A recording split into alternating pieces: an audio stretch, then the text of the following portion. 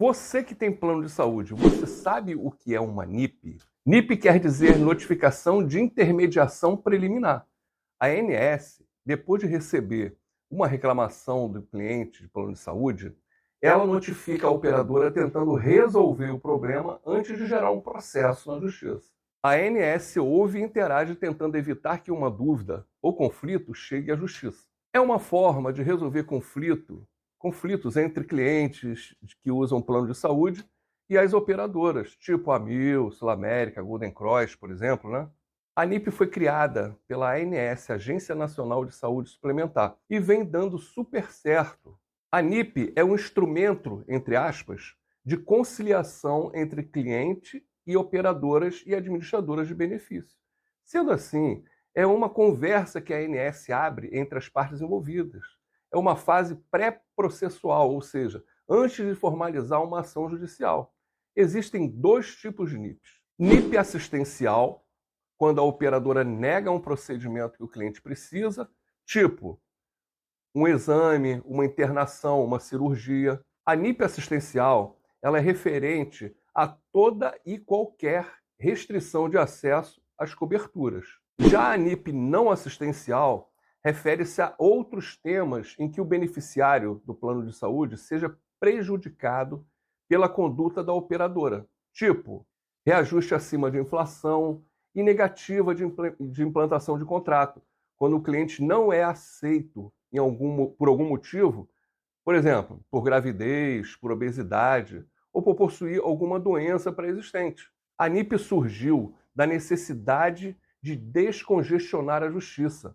A NIP tem um alto índice de resolução de conflitos. Isso acaba diminuindo a quantidade de processos que chegam à justiça. A NIP foi criada por uma resolução normativa da ANS, a NR 483 de 2022. As leis têm muitos termos técnicos e jurídicos que fazem a compreensão dos textos não ser fácil para a maioria das pessoas. Eu li essa normativa 438 de 2022 para poder falar aqui para vocês de forma mais simples, para facilitar o entendimento e para que você possa gravar melhor na sua memória os benefícios que a NIP oferece para quem tem planos de saúde. As resoluções normativas, elas são uma forma de fazer cumprir a Lei 9656/98, que é a principal lei que rege o mercado de plano de saúde.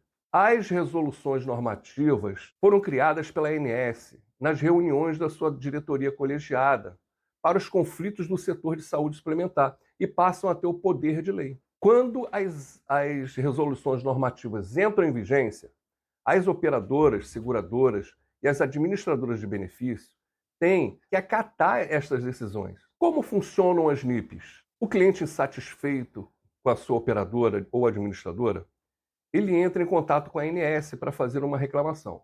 As reclamações podem ser feitas através de 3 canais da ANS. O primeiro é o formulário eletrônico no site da ANS. O segundo é o atendimento pessoal nas agências. E o terceiro é através do Disque ANS 0800 701 9656. Mas preste atenção, antes de fazer uma reclamação direto na ANS, o cliente tem que tentar resolver o problema ligando para o seu plano de saúde, através do canal de atendimento que a sua operadora tem, e precisa pegar o número do protocolo para poder passar para a ANS quando não conseguir resolver o problema lá no canal do seu plano de saúde. Esse protocolo é prova que o cliente precisa para apresentar à ANS quando for fazer alguma queixa. Este protocolo é possível ter acesso ao áudio do atendimento do cliente pelo seu plano e vai ser fundamental para que a ANS possa analisar se a queixa do cliente procede ou não. Mas vejam que interessante.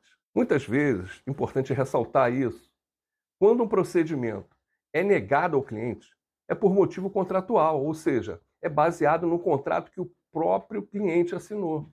O que acontece? O cliente assina e muitas vezes não lê o contrato. Isso de não ler o contrato é muito comum. Os contratos têm muitas páginas para ler e, além de ser chato ler contrato, as pessoas sempre na correria do dia a dia deixam para lá, depois acabam nem lembrando mais de ler. É muito comum a gente assinar um contrato e não ler. Ou então, dar uma lida super rápida e não prestar atenção nas cláusulas que costumam dar mais problema, como as que tratam das carências, por exemplo.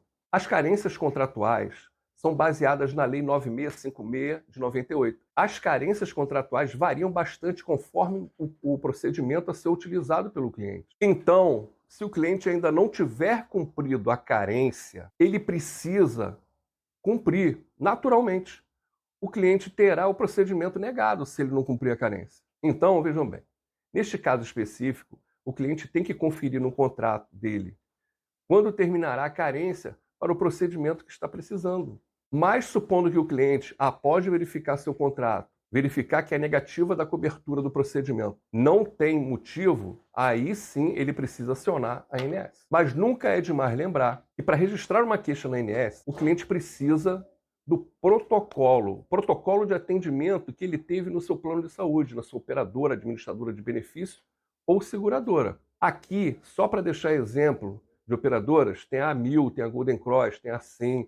As seguradoras, tem a Sul América, tem a Bradesco, a Porto Seguro, e exemplos de administradoras de benefício, Qualicorp, Qualivida, Allcare. Mas preste atenção, tem que se ligar no seguinte, tem que ter o número do protocolo, ok? A partir do registro do consumidor na ANS, é gerada uma notificação automática que a operadora ou a administradora vê no site da ANS, no campo espaço da operadora. A partir dessa notificação no site da ANS, as operadoras passam a ter 5 dias úteis para responder ao consumidor.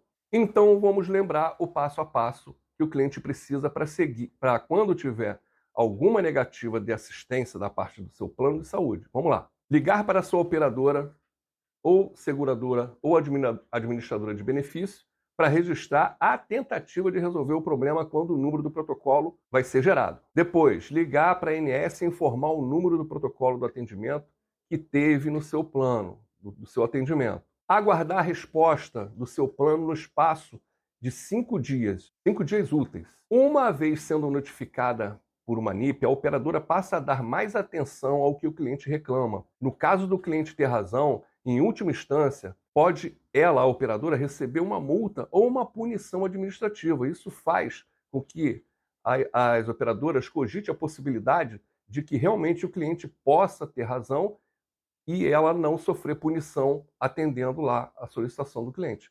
O cliente deve sempre ter o retorno da ANS, sempre dar o retorno da ANS quando o seu problema não tiver sido resolvido. Quais as possibilidades que podem acontecer com a NIP aberta por você na ANS? Bom, pode ser resolvido ou pode ter ausência da resposta do cliente para a ANS. A ANS classifica como demandas inativas. Todas as demandas inativas ou finalizadas podem ser reabertas a qualquer momento pela ANS. Não sendo resolvido ou resolvido fora do prazo, a ANS faz uma análise de fiscalização.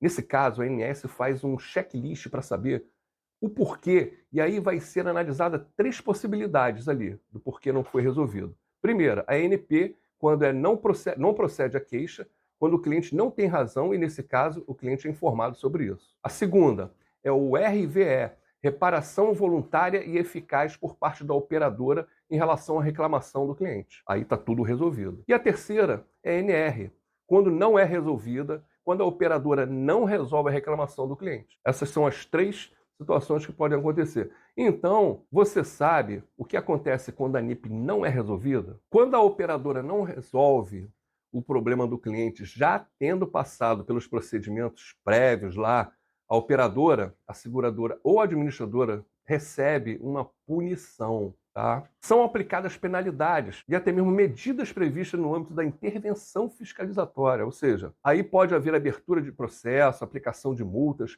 e até suspensão de venda de alguns produtos da operadora. Para finalizar, a NIP é uma ótima ferramenta para os clientes de plano de saúde e precisa ser mais divulgada para equilibrar essa relação que tem entre consumidores e prestadores de serviço na área da medicina, na área da saúde suplementar.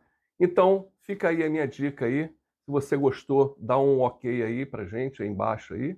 E recomenda aí esse vídeo aí para seus amigos, seus parentes e pessoas do seu convívio, porque é uma boa saber dos seus direitos, ok? Um abraço e até a próxima.